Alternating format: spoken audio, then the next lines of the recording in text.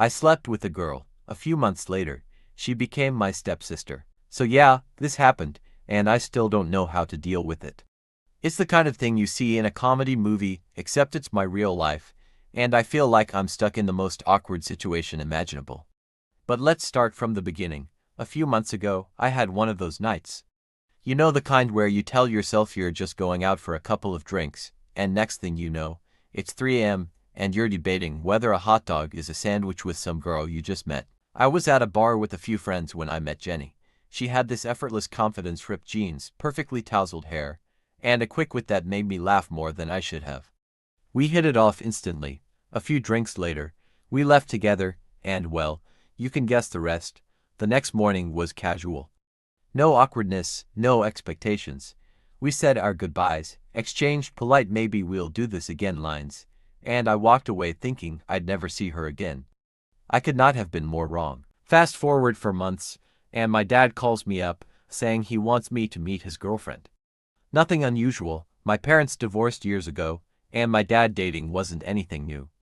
So, I agreed to dinner, expecting a perfectly normal introduction.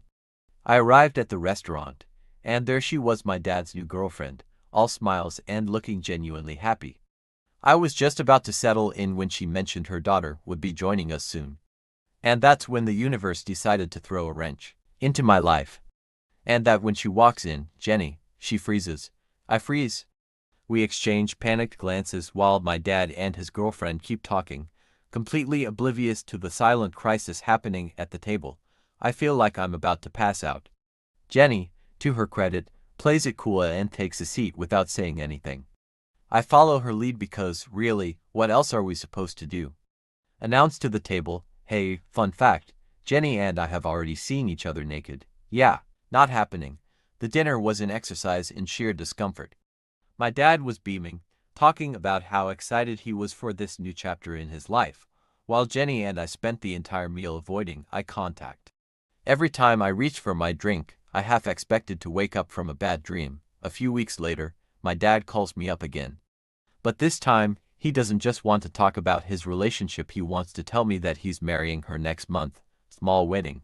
Quick ceremony. Also, they'll be moving in with me. I think I blacked out for a second because I don't remember how I responded.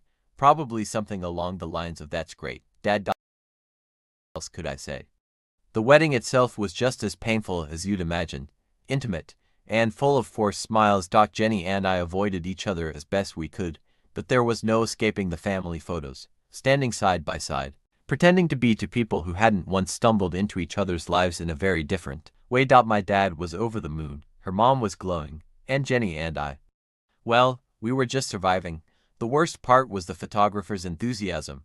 Okay, now just the siblings together. I could feel Jenny's tension beside me as we were forced to stand closer, smiling like we weren't screaming internally. And one more.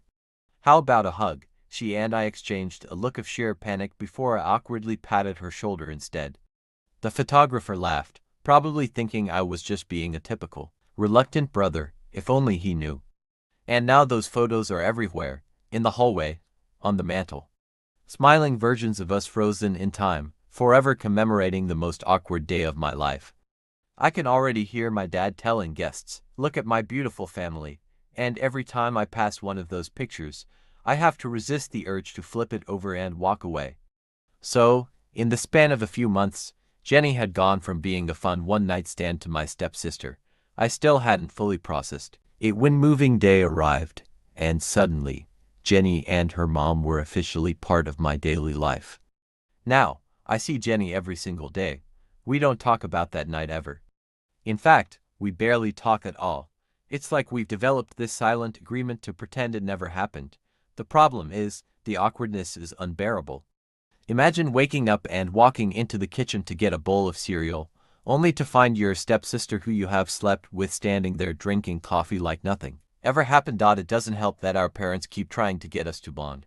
They act like we're supposed to have some sibling relationship, but neither of us is sure how to handle it. Every time our parents suggest a family game night or a group outing, I can feel Jenny mentally screaming as loudly as I am. The house isn't big enough for all this tension. It doesn't help that Jenny and I seem to keep running into each other at the worst times, like when I walked into the laundry room while she was grabbing a towel, or when she barged into the bathroom not realizing I was in there.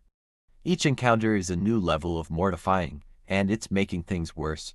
It's like fate enjoys torturing us.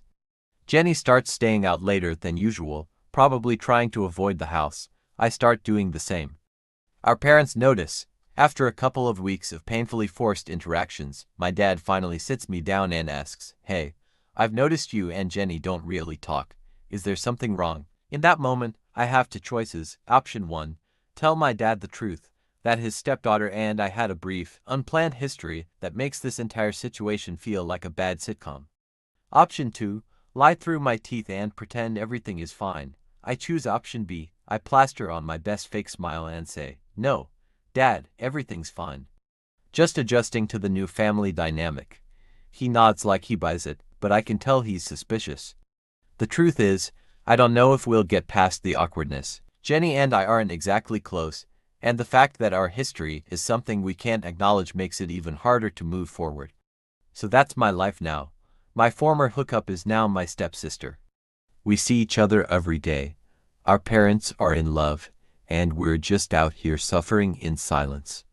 Sometimes I lie awake at night wondering what cosmic force decided this was the best way to mess with me. But at least it wasn't worse.